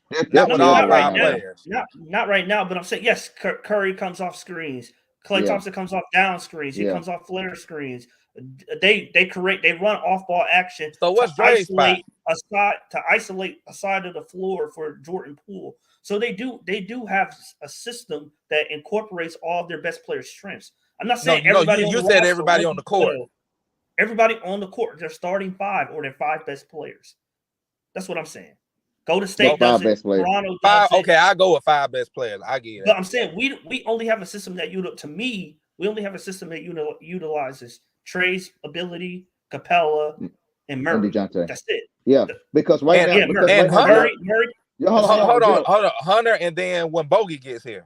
No, y'all got to understand. Just because Hunter shoots the ball does not mean it's a good shot. When he catches that ball, he's getting a lot of his points at the free throw line right now, and I like it. I like it. Hunter takes a lot of bad contested shots. Just because you get the shot off doesn't mean it's a good shot. And a Hunter very rarely gets a good shot. I don't think DeAndre Hunter takes a lot of bad shots. I think he's streaky. I think that's more. He takes way too many dumb contested shots where he'll have a wide open 3. He'll put the ball on the floor and then he'll shoot the ball right in the defender's face. Yeah, contested. He'll miss it. So he'll look like he did he did the right thing. If he shoots the ball 15, if he shoots the ball, let's say 12 times a game, maybe 2 or 3 of them might be like, bro, what the hell was that? The other ones, if he misses, just okay. He just because Jared, what I'm saying is just because I won't count tonight, but even tonight he took a couple of ill-advised shots. But they're not ill-advised because it's not shots that he's not supposed to shoot. It's just they're not in his best position to score. So him taking the ball off just because he takes the ball off the dribble 10 times, to shoot, that doesn't mean that that's 10 good shots. Matt, where do you think DeAndre is good in? Like, should he be getting his shots? Yeah. Do you want him to shoot and catch and shoot? On the elbow. On the elbow, I want him to catch and shoot, and I want them to run some cross picks for him to get the ball in the low post. I like the cross picks. Elbow. Huh? You're not gonna be able to catch and shoot off the elbow. That's what most of his shots come in the free throw line. That's what he shoots the free throw line on the elbow. elbow. No, not catching him. Catch and shoot. No, I'm talking about catch and shoot. I'm talking about threes for Hunter. He needs to come off curls. He need to come off horns. He need to come off sets for him where he can catch and shoot. I'm talking, and then you do those sets for him. You run him off the high pick. You can run him, and he gets the ball or low or at the dunker spot and cross picks where you get the ball in a mismatch. I think Hunter is best at, he's at his best when he's attacking the rim. And I thought he did that a lot better tonight, and he got to the free throw line. But I think it's difficult when you're trying to get Trey's shots, DeJounte's shots, Hunter's shots. It's only one ball. All of them. It's hard to get them all their shots. And that's why I think Collins is the odd man out, and that's why he probably has to go. That's 80% of your offense, or 70% of your offense right there. 70% of your offense is coming from Trey, and then DeJounte, and from Hunter, man. When Bogey comes back, let's be real, and don't forget Bogey too. Let's be real. Let's be honest. He the odd man. Hold on, Jared. We only gonna go as far as Trey and DeJounte take us, and that's sad. We only gonna go as far as those two take us. But what I'm saying is I don't disagree with the percentage and the formula. What I'm saying is you can have a system, like I said, where you will incorporate your 4 or 5 best players and they still put up 25 attempts or however many attempts you want to give them. They can still get those attempts. It just looks better and they're in better position to score. No, it looks like better, Murray or Trey Young. Trey Trey Young may take 22 attempts, but maybe 14 of them are really good shots to have a chance to go in. The 8 of those attempts, they don't have no chance going in. He's just dribbling, trying to create something, nothing off the high screen and roll, so you're going to shoot it. You know what I'm saying? But it's nothing strategic. Hey, check this out. I guarantee you this. When Bogey come back and he starts to get well and comfortable within the offensive system, John might as well be a castaway because now you got 3 volume shooters now.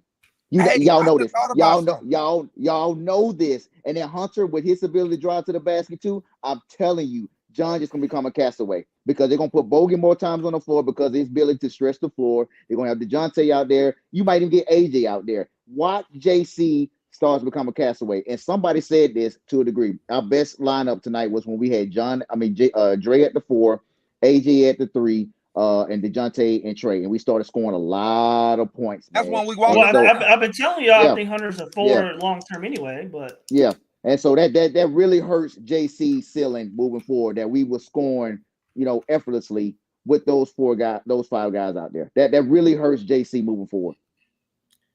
Listen, I just can't see where a player I can't see where a player is not able to take 2 dribbles and pull up. See, that's also a part of. I don't understand. I'm talking about having that skill. This random one-on-one ISO, your turn, my turn basketball we play. It is not going to fly in the playoffs. And I'm going to tell you this. And listen, I'm not dogging on Clint Capella right now.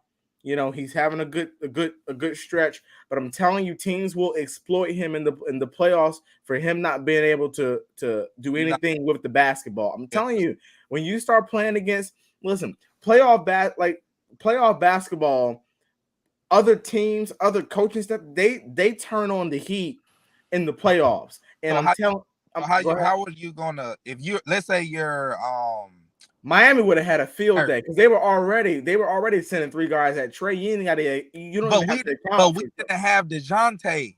Is my thing. No. I'm not talking about Murray. I'm talking about Clint himself. He said they're gonna take away something. They're gonna take away something. Murray. Obviously, nobody in NBA got as good a chemistry as Trey and Capella do. But Murray has that same ability to, I guess how y'all kind of say it, spoon feed Capella even in playoff time. Everybody gonna be trying to stop Trey. Now with Murray on the other side of the floor, I'm not defense, but on the other wing, he can initiate offense from that side, even if it's just horns, high screen and roll, whatever. Well, now we got 2 players that can get Capella involved. I got something else too. Have y'all noticed how they don't even put John in the pick and roll no more with Trey or DeJounte as the predominant ball handler? They put Clint Capella. They put Clint Capella now. Clint Capella, because Clint gonna dive to the rim. He's gonna have an alley-oop. Clint Capella is averaging like 15 and 17 over the last 3 weeks. JC used to be that pick and roll. He used to be that pick and roll and pop man. We don't even use him like that no more. It's sad, bro. I think that's where he's best at, the pick and roll with Trey. Capella been balling. This how you know Capella been balling.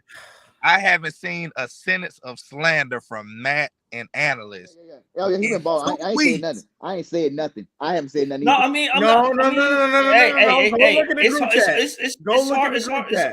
It's hard to give him criticism when Trey spoon feed. I mean, if he can't make this stuff, I mean. But I'm saying that along with what he's doing on the boards is I do give him credit for that. I do give him credit. I got one for y'all.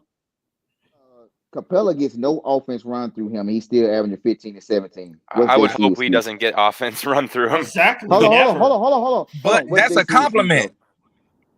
Yeah, that's fair. But what's JC's excuse though? Hold on now. With John Collins, they got him standing in the corner, not engaged in the offense at all. And I know y'all saw this tonight earlier. I think it was maybe the second quarter, third quarter. They got Capella at the top of the key on that stupid dribble handoff. I'm like, what the hell are y'all doing? Capella got the ball 35 feet away from the basket. Let me tell you, for Trey. Nate, oh my God, I can't even turn around and look at the basket. Nate, Trey, where is he? Nate does not know what he's doing when it comes down to putting John Collins.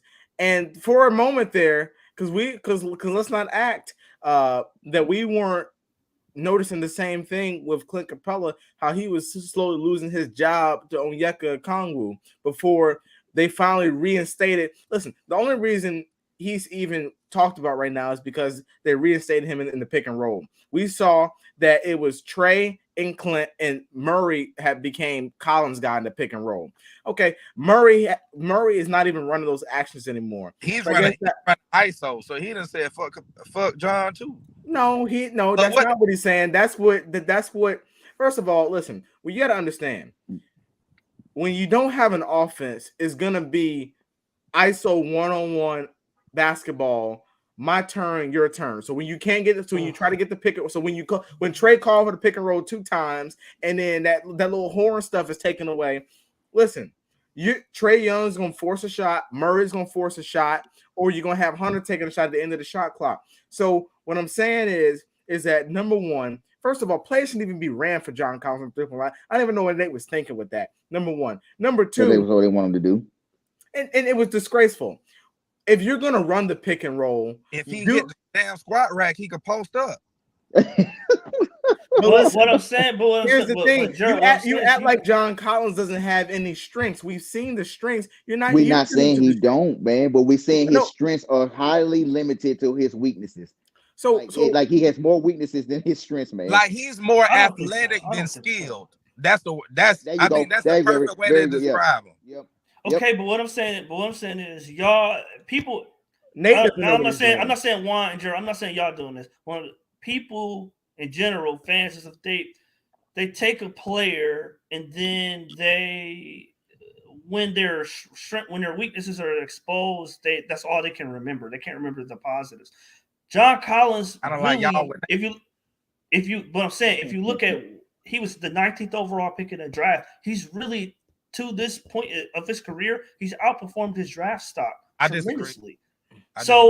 I agree. I disagree. What other 19 picks in the last 2 years is doing what I'm not talking about this season thus far, but has done what he's done throughout his career. When did Donovan Mitchell get picked? He got picked like 12. 13. 13. So they getting around. How much money Donovan Mitchell getting? 30. He got the max, right?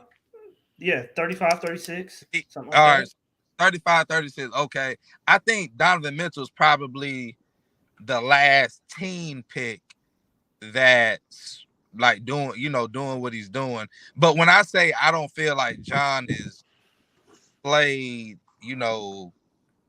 outplayed his draft pick status, that man should have been an all-star at least 1 year, bro. But what I'm saying is what people be wanting John Collins to do. The reason that he can't do that stuff is why he went 19th overall. If he could dribble the ball off the dribble, if he could hit it off the dribble, have moves, be able to shake a defender off the dribble consistently, he wouldn't have been 19th overall. It was he'd have been top 10. But Matt, he has been in the league for 6 years, man. All right. Okay, you don't have that skill set. You can get something involved. You can get a little dribble. You can get at least 2 to 3 post moves, man. He got that man, bro. That man was on steroids and still couldn't post up. Hey, that's not why John got dropped to 19. John got dropped to 19. He was hurt, I think. No, because word got out that he didn't play defense. So John was on the board to be a top 10. He was a bouncer.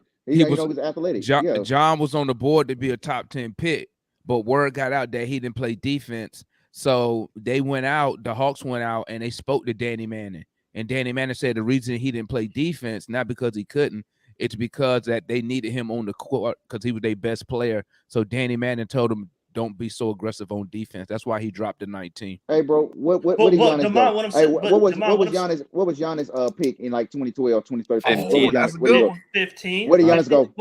15. That was like 10 years ago. We would have had a one for Hammerhead Larry Drew. But what I'm saying is, John Collins cannot do what some people, because I'm fine with his skill set as is, but he can't do what some people want him to do. But that doesn't mean he's digressed, or that doesn't mean he shouldn't be featured in an offense. What I'm saying is every player is not going to be able to take a dude off the dribble. And DeAndre Hunter, I don't think he should be doing that 12 times a game, 13 times a game. Yeah, he should. I think he should maybe do it 4 or 5 Yeah, he times should. a game. Number 4 pick? Yes, he should. Yeah, he should. But I'm saying that's not his that's not his game. That's not what he can. That's not if you go back and look at him in college and you read his scouting report, that's not his skill set. So y'all trying to change players. He need to attack the basket. But what you gotta do, Matt, when you come into the league, you come in with certain skills, obviously. But guess what? You have to continue to add to your game. So Hunter was already good at mid-range. That's why when people were showing those mid-range jumpers he was taking in the offseason, I was like, we already know he can do that. The next level for him, like I was screaming all last year, was what? Attacking to the basket. What did I say at the beginning of the year? I said if DeAndre Hunter can get to the line 5 to 7 times a night, he could give us 20 points. And this is a prime example of him doing that. And why is it good? Because his shot wasn't going as usual. I think he was like 4 for 13 from the field. But guess what? He got to the free throw line. He had 13 free throws. Well, Damon, okay, let me clarify. I don't mean he shouldn't go to the basket. I mean he shouldn't dribble himself to the basket 13, 14 times a game. That's attacking the basket. That's attacking. But no, he could get the ball. He could get the ball off of curls. He could get the ball in the post. There's other ways to get him the ball going. But at the end of the day, but Matt, at the end of the day, he's a small forward. He should be able to dribble the ball. Let's be real here. You're a small forward in the NBA. Every small forward can dribble the ball. That's true. John Collins is a small forward. John Collins is a small forward. To be honest. No, John Collins a power forward, but John Collins. How you a power forward at 225? because forward at 225. Because your weight don't matter for the position. It's the height. I guess it's the height. It's the height. What I'm saying, but Damon, what I'm saying is Klay Thompson couldn't dribble when he got in the league. He still can't dribble. Draymond Green couldn't shoot when he got in the league. He still Klay wasn't a small forward. Klay wasn't a small forward. He's a shooting guard. That's even worse. Klay can't. What do you mean he can't dribble? He's not a dribbler. He can't dribble. He can't put the ball on the floor consistently and get to the basket. basket. He can't. No, he can't.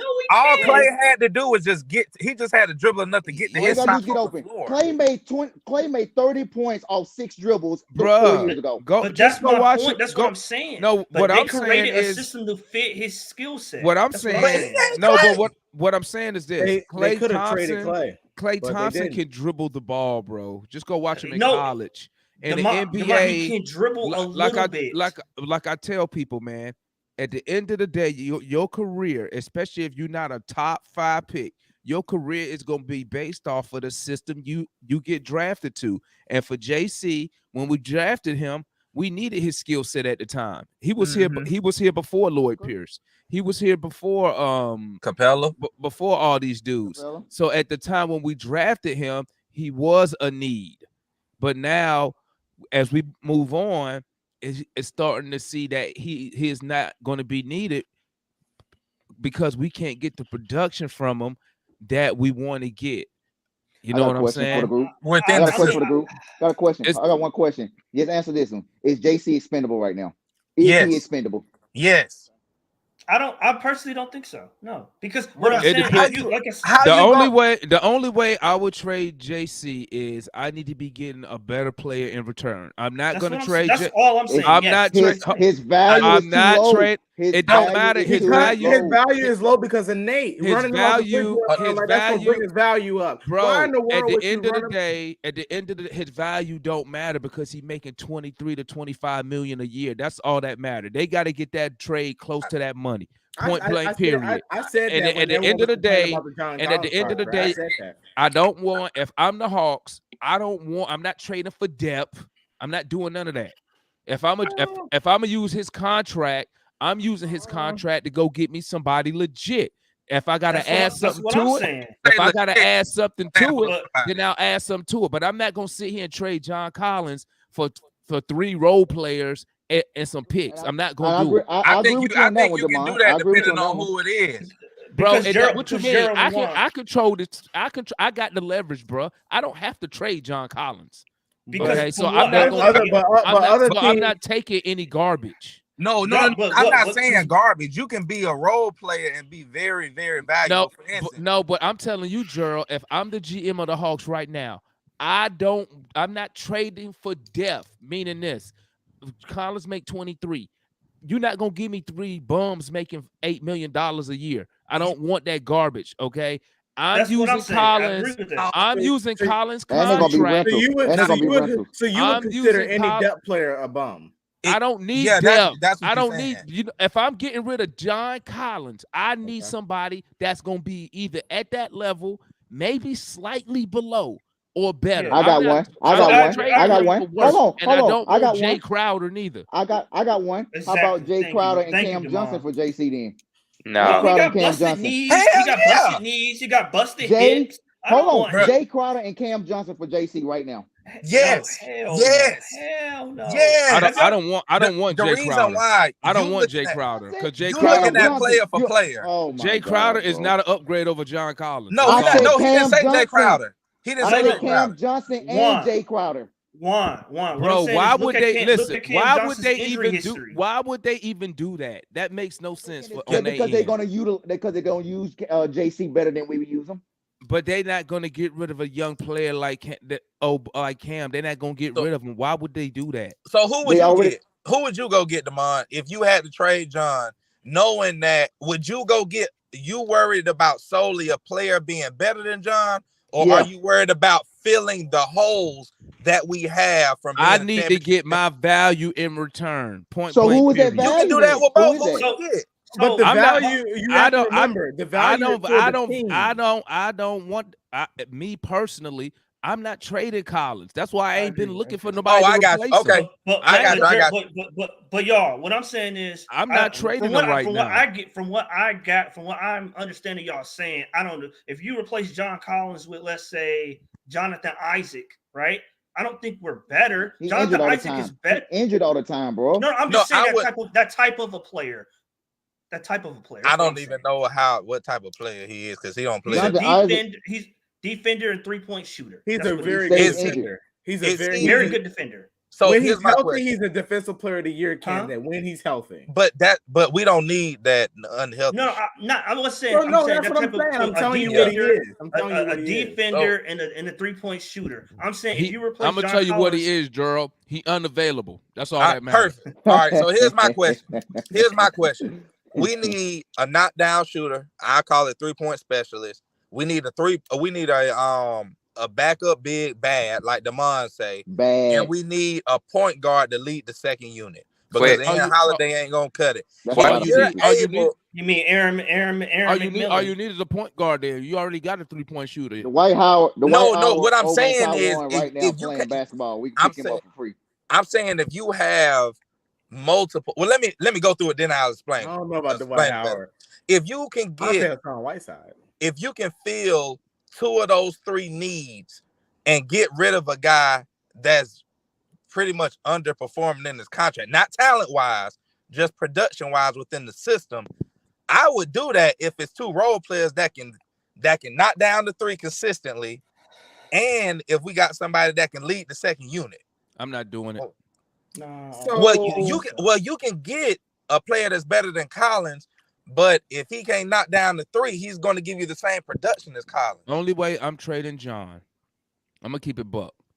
To be honest, the only way I would probably trade John Collins if I can package him with some other dudes on the team and go get me a 3rd star. That's it. I'm not trading. What do you think of Collins and something else, like you said, for Anthony Davis?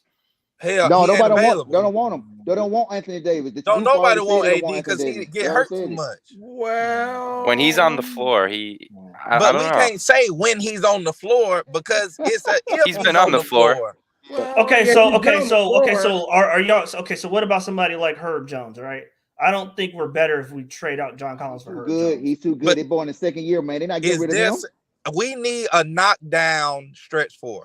Well, not knockdown, probably 38-39% from 3 stretch 4. Even like he's too old, but like Jeff Green, right? Not Jeff Green. We can't start Jeff Green at the 4. No, I'm saying he's too old, but I'm just saying that type of a player. Yeah, I would say somebody like I can't. We should have went. We should have got Bogdanovich from the Jazz when they were trading him. I like that. Him. He would be perfect because he played the 4 in Utah. He sure did. He's a terrible defender. So the defense y'all talking about, we wouldn't have. But it ain't no different than John right now. But he's a good help defender. Stop it. What you mean it ain't no better than John? Are you serious? Defensive? I'm saying Like John is a defensively. bad defender. What the young boy say? Stop the cap, Gerald. No, defensively, on ball defense, I should say, is not much of a difference. Everybody in the group, everybody in the chat, everybody in the chat keep talking about Michael Porter Jr. He's off limits. He just signed a 4-year deal for like 120 million. That boy's off. Now, if he was healthy, ain't he a guard? I like MPJ. No, he's a three. He's small power forward. Well, it gotta be a legit 4 because he got to be able to somewhat help. You don't think Hunter can run the 4? I think so. I think that's his real position. I think he get in foul trouble too much to run the 4. We did finish the game with him at the 4. He not gonna be. But that was in a 7 minutes, 10-minute span though. Because he gonna get in foul trouble too much.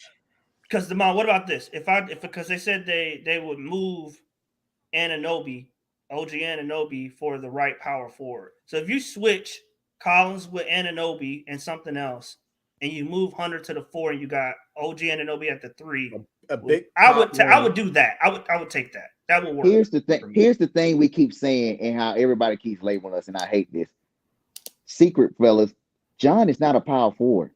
All right, he's a tweener. What is he?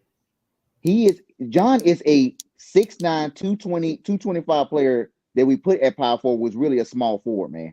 If we be honest. He don't know how to be a small forward. His skill set never shows small forward. Yeah, his skill set don't say small got the feet to play small forward. I'm talking about as his body type, man. Oh, right? I got you. His body type. He's a small forward body type. All right. It's a reason why he gets beat up by the bigger players all the time, man. Because he's playing a power forward position, but he has a small forward body. So I would say this because I think you could make the same argument about. I think Grant Williams would probably be the perfect fit. Who? Hell no. I think Grant Williams would be probably the perfect fit. That's an insult. That's an insult to John Collins. No, John is better than Grant. I'm saying based on how Nate's system is. Yeah, based on you would get way more out of the I'm not moving John Collins for a Nate McMillan system. I'm not moving John Collins for. That's what I would say. But Nate's not going nowhere. Yes, he is. He got another. Nate's not going nowhere. Nate is expendable. We in November. Nate can be fired after this season, next season.